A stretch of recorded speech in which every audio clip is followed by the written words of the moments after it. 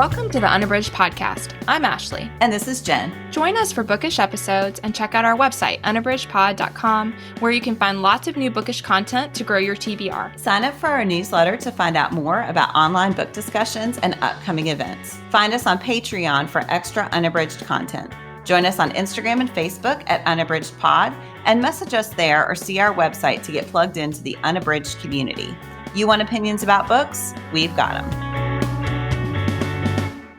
Hi, everyone, and welcome to Unabridged. This is episode 290. Today is our March 2025 book club episode, and we are talking about Shifa Saltagi Safadi's Kareem Between.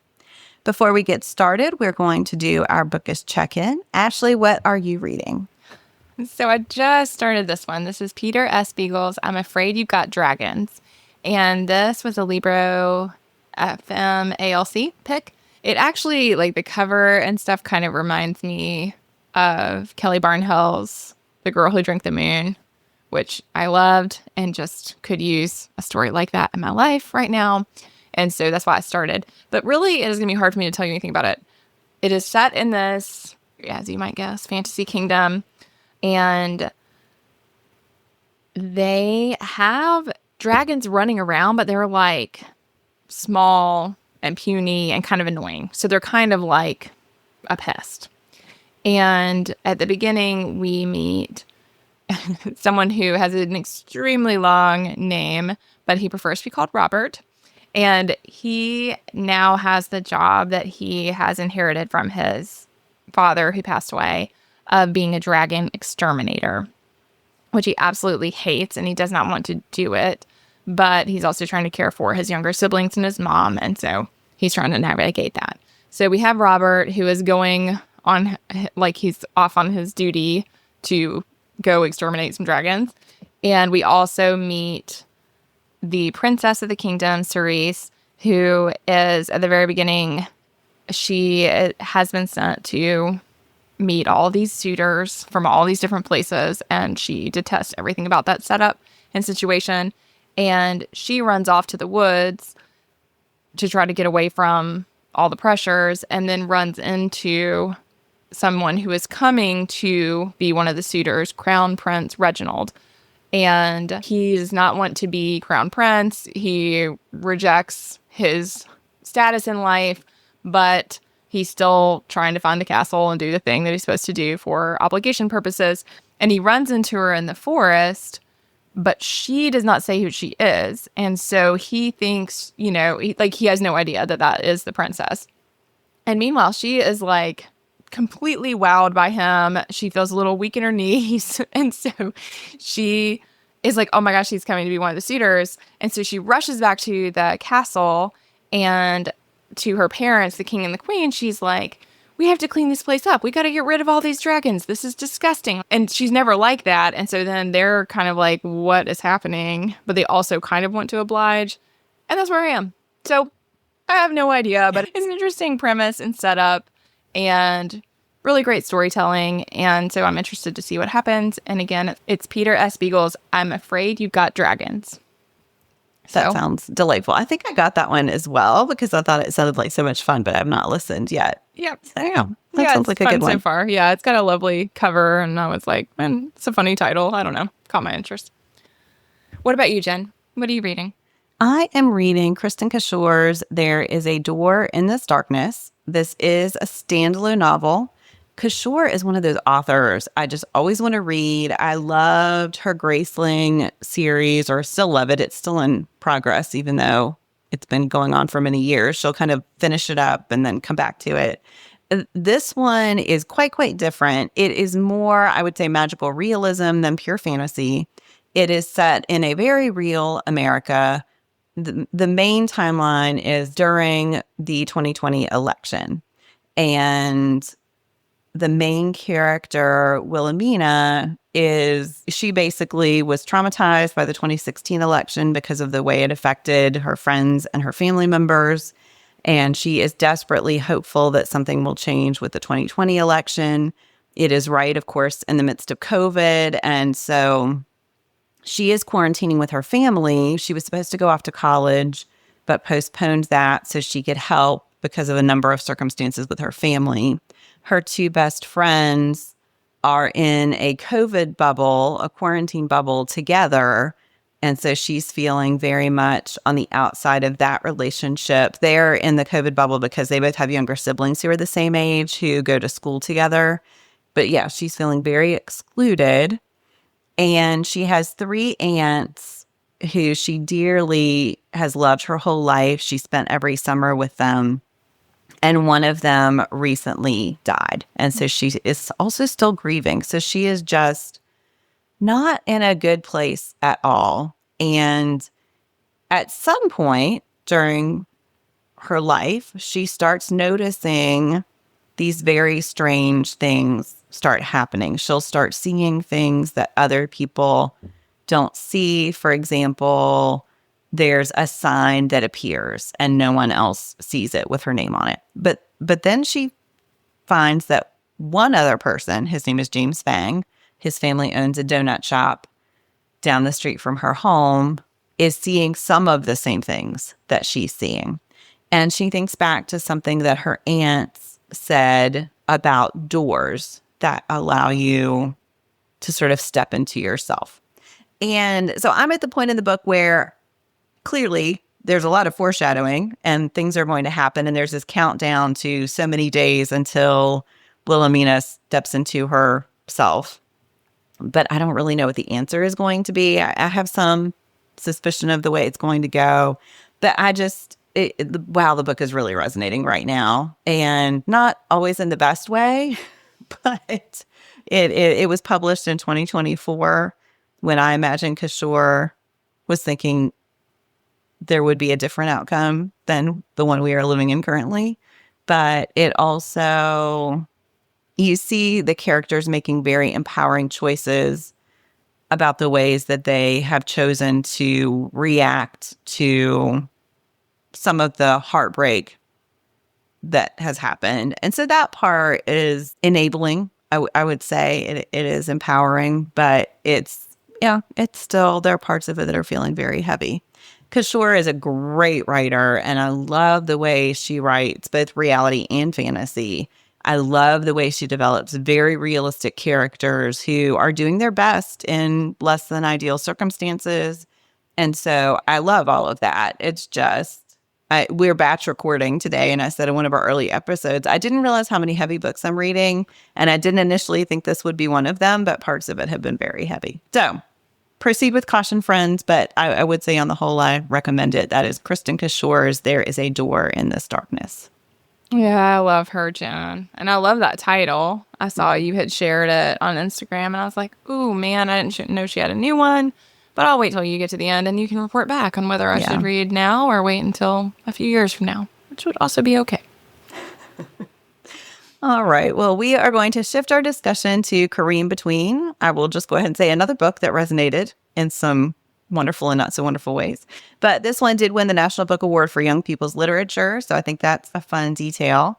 So here's the synopsis. 7th grade begins, and Kareem's already fumbled it. His best friend moved away, he messed up his tryout for the football team, and because of his heritage, he was voluntold to show the new kid, a Syrian refugee with a thick and embarrassing accent, around school.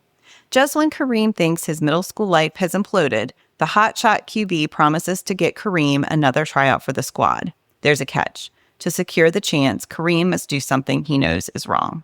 Then, like a surprise blitz, Kareem's mom returns to Syria to help her family, but can't make it back home. If Kareem could throw a penalty flag on the fouls of his school and home life, it would be for unnecessary roughness. Kareem is stuck between countries, between friends, between football, between parents, and between right and wrong. It's up to him to step up, find his confidence, and navigate the beauty and hope found somewhere in the middle. All right. Well, Ashley, what were your overall impressions of Kareem Between? Yeah, I loved it overall. I think that it speaks to how hard it is for young people, especially people in middle and high school, to navigate all the parts of themselves, and how what could seem simple on the outside is often really complicated for the kids going through it. And I felt like the pieces of Kareem, understanding why Kareem treats Fadi, it's really hot and cold. I mean, there's a lot of he'll do something that's really kind, and then all of a sudden he completely abandons him at the moment that Fadi, the new student, really needs help. And I think all that just really feels authentic. And also, like, I think we see how nobody is helping him navigate that. Like, that was really striking to me in the book. I think often we don't have those conversations with kids to help them know that it's okay to feel those complicated feelings. And that I think, yeah, I mean, I really liked it. I think that it's a lovely story of a kid learning how to celebrate who he is instead of feeling like he has to be sorry for it, but how hard that is to do. And I think absolutely, like, there's all these structures in place that make it really, really hard to honor who you are in the face of a structure that really is wanting to silence and disempower you. But like Jen said, it's a hard time to read this. So I think it resonates. I think it's a good time to read it, but it is hard to be where we are right now at this moment. And knowing how much these things could happen today, tomorrow. They might have happened between the time we're recording and you're listening to this episode. And that's just really hard because I think this does a great job of showcasing a kid and his family and seeing the humanity of that and like what that looks like. So I was talking about the school stuff, which I think is relevant, but then there's the larger political, there's what was called the Muslim ban is thoroughly discussed in the book, as you know, if you have already read, but just dealing with that right now in 2025 and thinking about what could come is just really hard because I think the book does such a great job of just showing real people who are lovely and kind and who are already have experienced such hardship and are just trying to like find their way for their family. I think that really holding on to that is important. So what about you, Jen? Overall impressions? Yeah, I really loved it. I am finding some of the details are not sticking with me a whole lot, but as we're talking about it, I'm remembering all of the nuances of the book itself. I love a novel in verse, and I read this one in print, and I thought that Safadi makes some really innovative choices with the way it's written on the page that I kept thinking as a teacher, because there are also all of these fun teaching moments where he's thinking through definitions of words. Like I'm going to share a quotation where he's defining conjunction or where he's learned lessons from the books that he's read that he brings in. So I think it would be a really fun book to teach at the middle grade level. Mm-hmm. And I found so much to love about it. So yeah, overall, my impressions are very positive. Like you said, Ashley, I think that bridging of, the very maybe more focused, zoomed in problems that he's dealing with at his school, and then the more zoomed out way that he's dealing with issues that are affecting the whole country. I think that balance was struck very well. And man, there are moments my heart just broke for him because adults don't know how to deal with these things. So how can a kid know how to deal with them? And yet he's a child who's willing to learn from his mistakes and to make changes and to step out and advocate for the things that are important to him. So he blames himself for a lot and takes on so many burdens. I mean, the part where he feels responsible for the death of his grandfather because of a lie he told is so heartbreaking, because most kids can lie and then learn from it and learn that it's wrong and move on. And for him, he feels, those parts were really, really heartbreaking. Yeah. But I also think it's really powerful. And I think we have a lot of kids who are dealing with things that they shouldn't have to deal with yet, but they are. And so I think it's important to have literature that helps them to feel capable of moving on in the face of those things. So I overall, my impressions are really strong. Yeah. Yeah, I agree, Jen. I mean, I think all those things about his grandfather, one of the things I really appreciated in that moment was that it finally comes up with his dad and he finally talks about it. And I think that for kids to see how saying those things out loud can be really helpful and really healing, I think is important, because so much of the book he carries things silently, and that's part of why it's so heavy. Yeah.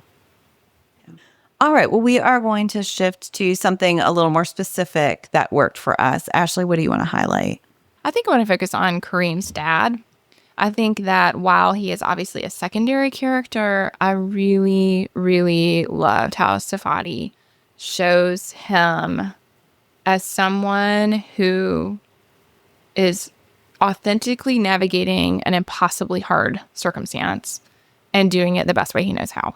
And I think we really see that. Like, I think that moment that we just talked about where Kareem says to his dad about his grandfather, and he just finds a way to say to him that what happened was not his fault. And in a way that I felt honored what Kareem was saying. I think that is really hard for us as adults to do sometimes, is we want to comfort, we want to soothe, we want to fix the problem, and sometimes the problem cannot be fixed, and a lot of what they're dealing with cannot be fixed.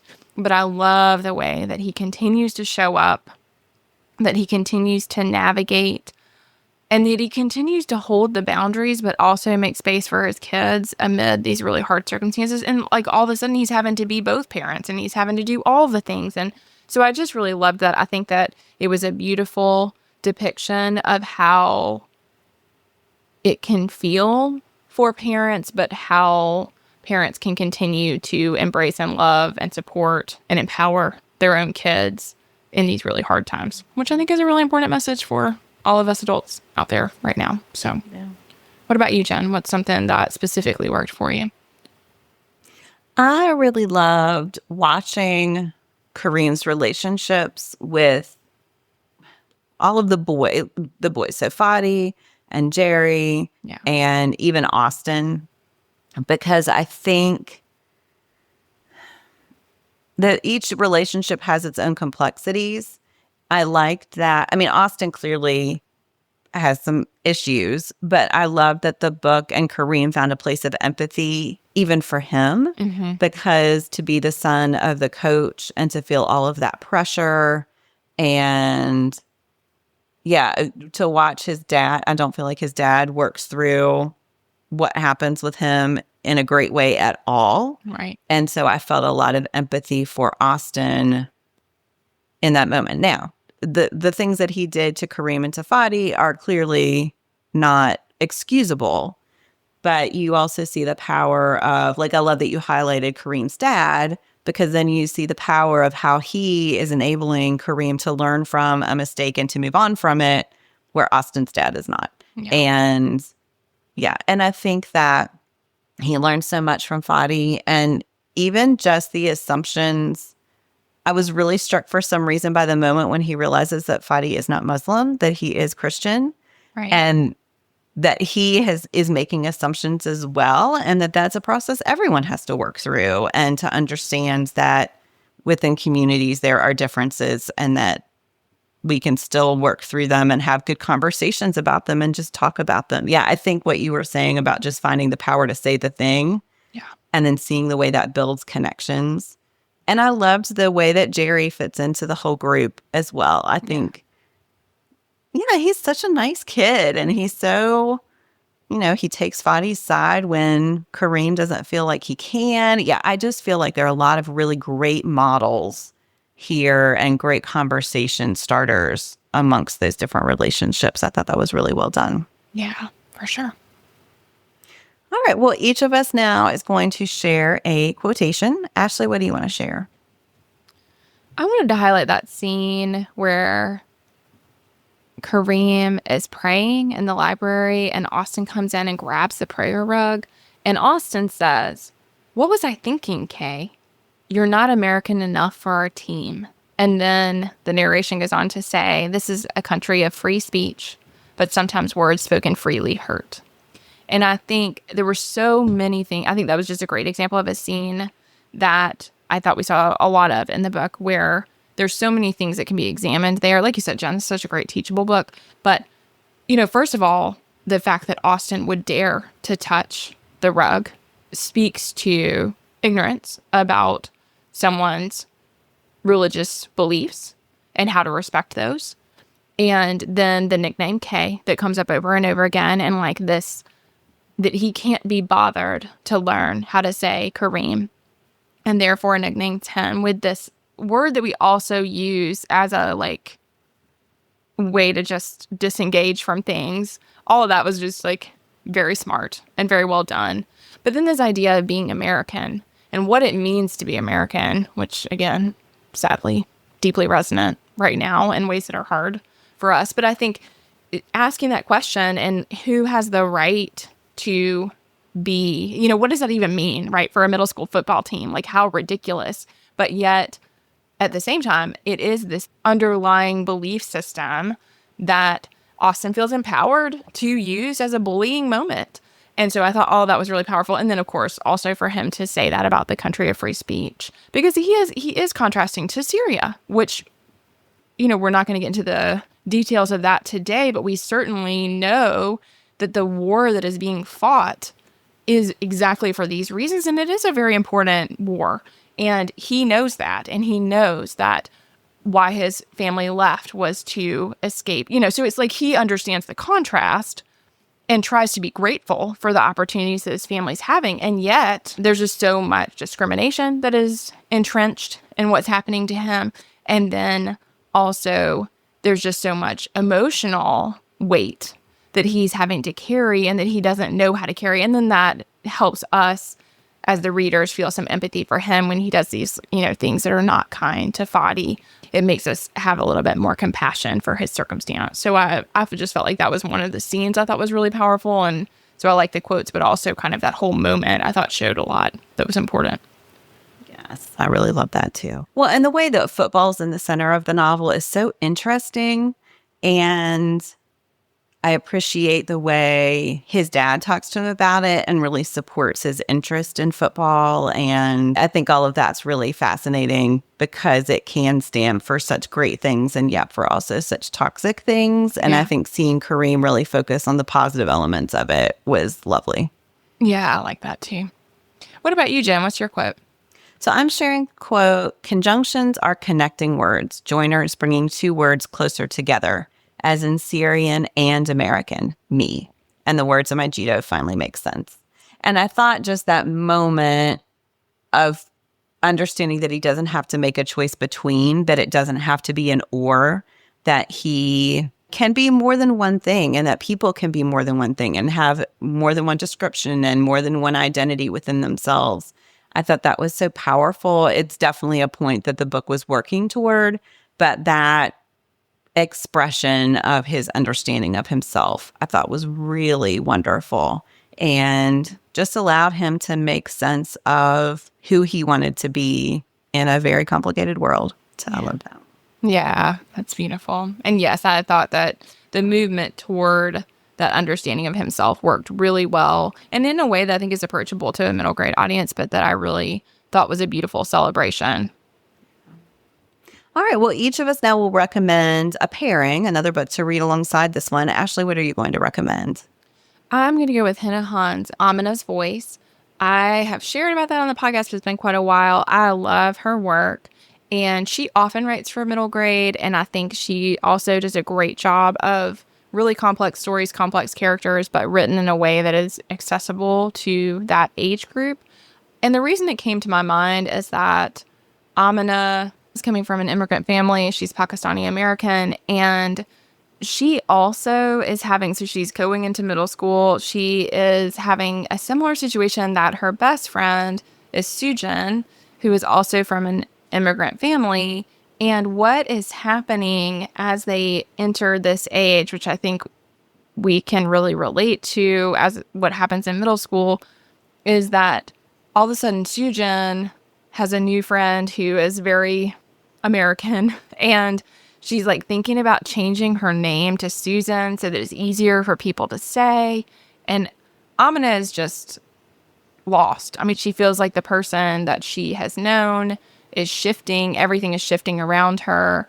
And so we really start to see how hard that is for her. And I think she just experiences, she's a very different character, but she experiences a lot of similar things to what is happening to Kareem, of these questions of, who am I? What is the right choice? How can I both blend into a society that I am integrally a part of and also acknowledge my own unique cultural identity? Can I do both those things at the same time? All those questions are coming up, which I think is really powerful. And then the other thing that made me really think of it as a pairing is that there is an attack on their local mosque in it. And we didn't talk about in Kareem Between the whole part where they go to do the protest at the airport. I felt like it was really powerful. But it is that there are similar things happening in the sense of, with the quote unquote Muslim ban, these countries get called out simply because they are predominantly Muslim countries. And so, again, there's this just sort of ignorant stereotyping that is broad sweeping.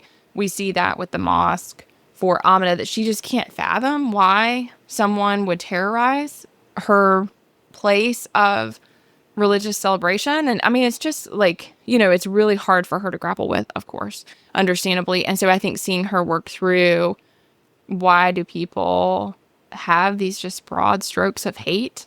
And there's not a simple answer, because they shouldn't, but her having to find a way forward. And I think we see some similarities as far as community and trying to find a way forward and like what healing could look like. And there's not easy answers, but there is this attempt in both books, I think, to try to help make sense of those things, or help people know how to feel empowered when things don't make sense, I feel like. So I do think this would be a great pairing. And again, that is Hannah Hans, Amina's voice. Yeah, I really love that book as well. And I feel like I'm going to echo so many things that you said when I recommend mine. But I do think it's so important for middle graders, for all children, for adults to have these models that reflect their experiences, the whole windows and mirrors idea, that they need things that reflect their own experiences, but also books that help them to understand other people's experiences. And I think both the ones we've talked about and the one I'm about to talk about do that. Yeah. What is your pairing, Jen? This is one, I believe I've talked about this one before, perhaps in a bookish check-in. This is Varsha Bajaj's Count Me In. And it is also a middle grade read. It alternates between two characters, Karina, who is Indian American, and Chris, who is from a white family. And they are neighbors. And Karina does not really like Chris at the beginning of the book. She considers him to be somewhat of a bully, doesn't find him to be really kind. And then her grandfather comes to live with her family, and he was a math teacher, and he ends up tutoring Chris. And Karina sees a different side of him. So I really liked that nuanced consideration of people who maybe we haven't understood, or haven't understood all of the nuances of their lives. And one day, Karina and Chris and Karina's grandfather are outside, and a person comes up and attacks them. And her grandfather is horribly injured. And they didn't know the person. They were just targeted because of how Karina and her grandfather in particular look. And like you were saying about in Amina's voice, neither Karina nor Chris understands how on earth someone would commit violence just because of someone's appearance, not understanding their story, making assumptions about who they were and what they stood for. And so they are trying to find a way to speak back their truth. And there's that thread of advocacy in this one as well that I think is really powerful, very realistic for what middle grade readers could do. So it's not something that's so far outside the scope of what is realistic that, yeah, I think that's really important as well, that, each person only has so much control, but here are the things that you can do that would make a difference. So I felt like there were a lot of connecting themes and plot lines for this one as well, which is Varsha Bajaj's Count Me In. That sounds great, Jen. I think you might have shared it before, but I definitely have not read it, and it brings it back to my attention. I want to add that to my TBR. Yeah. Yeah, it's been a while. I'll have to look back, but All right. Well, we are going to wrap up our discussion of Kareem Between with our bookish hearts. Ashley, what would you say? 4 bookish hearts for me. What about you, Jen? I'm in the same range. 4.5, maybe. The more we talked about it, the more I loved it again. Yes. Yes. I mean, I think it's fantastic. I think it's very appropriate for the age group. I think I'm not the primary audience, but it's really well written for middle grade. And I love that it's a novel in verse because I think it makes it so inviting to readers. And so, yeah, I mean, great book. Yeah. All right. Well, we're going to wrap up today's episode with our unabridged favorites. Ashley, what do you want to chat about today? I wanted to share Only Murders in the Building. I watched season 1 when it came out and loved it. And then for some reason, we stalled out pretty early on season 2. And not because I didn't love it. I don't actually remember what happened. I don't know. Anyway, we are back at it and rewatching, starting with the beginning of season 2. And I just love it. I love the chemistry between the actors. I think it's a brilliant series, and I love the connection between like real life events and what people say on the podcast and like all that. I mean, I just think it's really clever, really fun, really funny, and tightly woven. I think it's a really good script that is a lot of fun for the audience. So I just wanted that's my favorite right now. What about you, Jen? I am recommending the series Pachinko, which is based on Min Jin Lee's novel. The novel is one of those I didn't read right away because it's pretty lengthy and I knew it was a multi-generational saga and I just have to be in the right headspace for those. And then I read it and I was like, why did I wait so long? Because I could not stop reading. It felt like it was 100 pages. Yes. And the series came out and I had that same sort of mental block. Like I knew I wanted to watch it, but I also knew it was subtitled and oh my word, I cannot stop watching. It centers on 4 generations of a Korean family. It does begin in Korea, and you see the way that the Japanese presence there has affected the citizens of Korea. And then eventually the family moves to Japan and face, again, great hardship, great discrimination. The Japanese government tries to eradicate parts of the Korean culture and to make them assimilate. It is so beautiful. So a large part of it takes place around World War II, and then there's a modern part that's set in 1989. And just the costumes and the settings and everything are amazing. They also do this interesting thing with the subtitles. So sometimes they're speaking in Korean and sometimes in Japanese, and the color is different. And so seeing when people feel comfortable speaking in Korean versus when they choose to speak Japanese, there's this interesting commentary on power in a given conversation. It is just beautiful. So there are 2 seasons out so far, and I devoured both of those, and I was so sad when it was over. So there is supposed to be a season 3. I'm not sure when, and I cannot wait. It is one of the best things I've watched in a long time. So that is Pachinko. Oh, man. You know, I love that book. So I will have to You make would time for love that. it. It's on Apple TV Plus. So we had prioritized that in our rotating streaming subscription. I We actually turned think one I off have and turned that one free back right on. now. So maybe I get like the 3 months for free or whatever because I finally had to update my phone. Story of technology. So I think I have a 3-month or something. You should take advantage of it. It's Okay. beautiful. All right. Sounds All good. right, everyone. Well, thank you so much for listening. We would love to know what you think about Kareem Between. So even if you weren't able to join us for the chat, we would love to know what you think about the book. You can message us on Instagram at unabridgedpod or email us at unabridgedpod@gmail.com. Thank you so much for listening. Do you have comments or opinions about what you heard today? We'd love to hear them. You can find us on Instagram, Facebook, and Twitter at unabridgedpod or on the web at unabridgedpod.com for ways to support us. To get more involved, you can sign up for our newsletter, join a buddy read, or become an ambassador. Thanks for listening to Unabridged.